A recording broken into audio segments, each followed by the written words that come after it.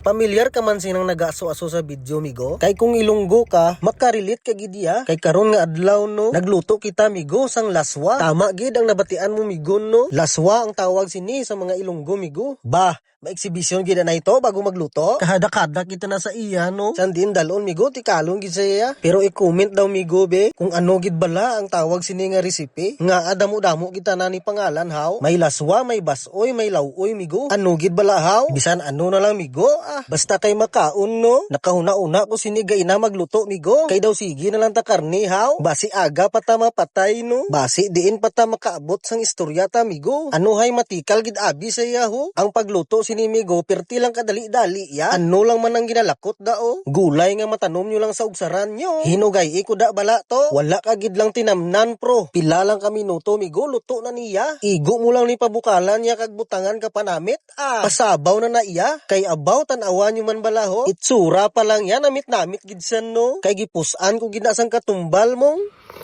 Baw, hinaya lang man to. Gatingo gid ba? Daw madalaman niya bilog bukid nun sa imo to. Namit-namit gid haw. Pero abi nyo migon no. Hindi lang niya pabaskog sang kinabuhi ta. Pabaskog man ni sang aton barakol migo. Nami man ang benepisyo niya ban no. Kay imbis isa lang bata mo migo, mahimo na 3. Bintaha pagid kun ulan-ulan no. Hindi ka gid niya pagbiyaan sang asawa mo migo. Kay abaw to. Maka-performance to the max ka gid siniya. Daw kasarang gid no. Basi asta lang tikal haw. Luto bala da to. Kaysa kanamit sang luto ta. Baw, nakabakal ta sang lamig-lamig gid nga cook migo. Te, gakurit man sa tutunlan mo to. Amo lang to migo